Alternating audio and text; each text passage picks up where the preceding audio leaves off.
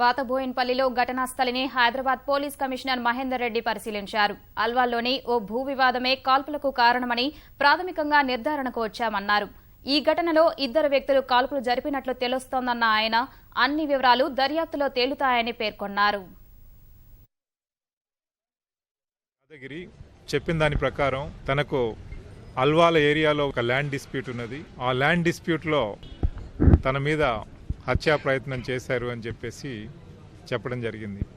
ఈ land dispute ఎవరి మధ్య ఉంది, దీంట్లో యాదగిరి విక్టిమ్ ఎవరైతే ఉన్నారో అతనికి ఏం సంబంధం, అట్లాగే అదర్ సైడ్ నుంచి వచ్చినటువంటి నేరస్తుడు లేక నేరస్తులు వారికి ఏం సంబంధం ఉంది, గతంలో వీళ్ళిద్దరూ ఈ ల్యాండ్ ఇష్యూ గురించి ఎన్నిసార్లు కలవడం జరిగింది, ఈ ప్రాసెస్ లో ఈ అటాక్ జరగడము అతను తప్పించుకోవడము ఈ విషయాలన్నీ కూడా పరిశోధనలో ఉన్నవి. విక్టిమ్ పోలీస్ స్టేషన్కి వచ్చినప్పుడు తన దగ్గర ఒక వెపన్ ఉన్నది. అయితే ఈ విక్టిమ్ దగ్గర ఉన్న వెపన్ నేరస్తుడిదా, ఇతనికి ఎలా వచ్చింది, ఈ స్కఫుల్లో తను లాక్కోవడం జరిగిందా అనే విషయాన్ని కూడా మనం పరిశోధిస్తున్నాం. గొడవ జరుగుతున్న సమయంలో విక్టిమ్ హాస్పిటల్లోకి ఎంటర్ అయినప్పుడు నేరస్తుడు కూడా హాస్పిటల్లోకి ఎంటర్ అయ్యాడు. అక్కడ డస్ట్బిన్లో ఇంకొక వెపన్ కూడా దొరకడం జరిగింది.